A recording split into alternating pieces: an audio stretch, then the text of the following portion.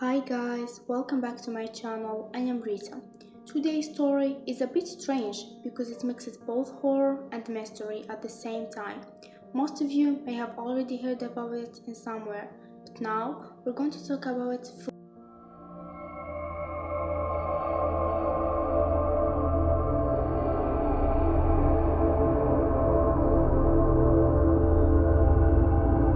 9 students, yearning full of life, entered the Ural Mountains in a freezing winter and they never came back alive.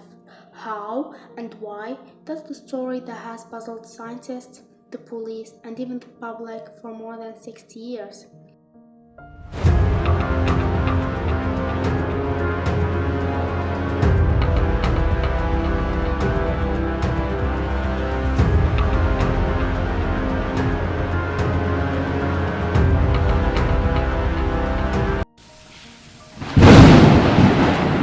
The story begins with a young man named Igor Dyatlov, 23 years old, a student at the Ural Polytechnic Institute.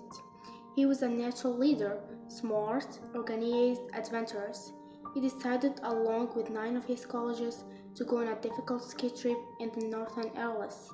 Since these were the highest mountains in the region, the goal was to achieve the highest sports certificate in the Soviet Union. The team included 9 young men and 2 girls, most of them engineering students. Only one of them, Simon Zolotarev, was much older, 37 years old, a ski instructor. Some of them had secret romantic relationships, for others it was the first time going on such a long trip, meaning the journey wasn't only a sports adventure, but also a life test. On January 25, 1959, they left by train, then by bus, and finally with sleeds. But one of them, Yuri Yudin, had to withdraw due to illness. This was the last photos with his friends.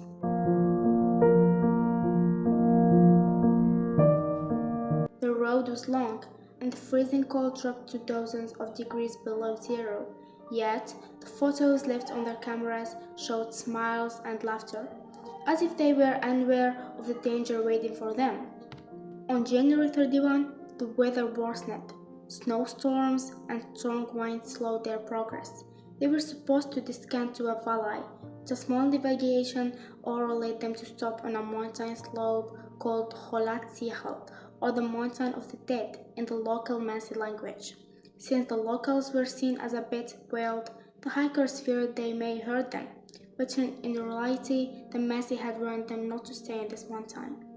Instead of returning to the forest, they strangely chose to set up their tent in the middle of the slope, a decision that showed how confident they were in their experience. That night was the last time they wrote in their diaries ordinary words, laughter, even a joke about the cold, but only hours later, something incomprehensible happened. The group was supposed to return after 14 days, 7 days going and 7 days back. Families waited, but they never arrived. On February 20, Soviet authorities launched a search mission. At first, their fellow students searched, then the police, and even the army. Imagine the sense: planes flying over endless white mountains, soldiers searching in deep snow, and the cold so harsh that even breathing was difficult. Finally, on February 26, they found the tent. The sense was shocking. The tent was still standing, but it was torn open from the inside. Shoes, food, even warm clothes, all left behind. The search expanded about 1.5 kilometers from the tent. Under a big pine tree, the first 2 bodies were found: Yuri Doroshenko and Yuri Kravchenko. They were barefoot, wearing only underwear. Scientists explained this that as a phenomenon where, at extreme hypothermia, people feel hot and start undressing. Their skin was blackened from the cold. Their hands burned from trying to light a fire. It looked like they tried climbing the tree. Broken branches up to 5 meters provide this, maybe to look for help or maybe to escape from something chasing them. Nearby, the body of their leader, Igor Dyatlov, was found, frozen face down, as if he did trying to return to the tent. A little further, Zinaida and Rustem Slobodin were found lying in the same direction, with marks on their faces and hands showing they fought for survival until the very end. Cause of the death, hypothermia. But the mystery deepened 2 months later when the snow melted in May and the remaining 4 bodies were found in a ravine covered with snow. Lyudmila Depenina. Her ribs crushed with a force similar to a car accident, her tongue and eyes missing. Simon Zolotarev, skull fractured, chest crushed, but he wore warm clothes as if he had survived longer than the others. Nikolai Thipu, severe head injury, no external wound, as if he formed an internal explosion. Kolvatos, his clothes partly burned, strange marks on his body. Strangest of all, some of their clothes showed traces of unexplained radiation. They were even wearing torn clothes. Because of the time that passed, their bodies were hard to identify. But Yuri Yodin, the only survivor, identified them by their clothes. Again, the official cause of death was hypothermia, and among their cameras, many strange photos were found.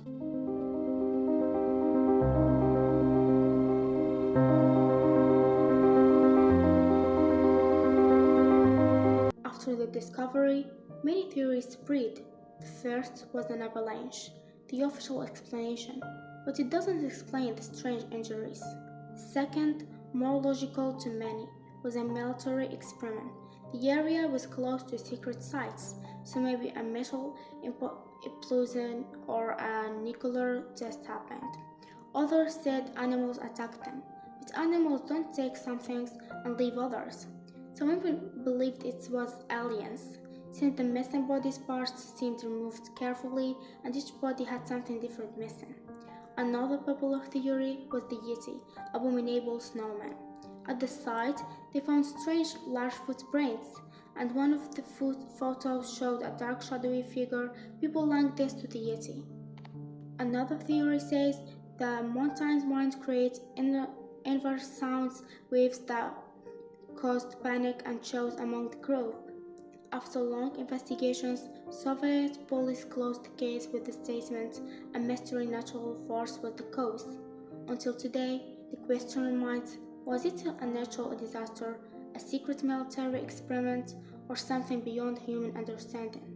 The only survivor, Yuri Yodin, said before his death that if he had known not going on that trip would save his life, he would never believed it. For me, I don't think this could have been just a natural accident. The case is too strange.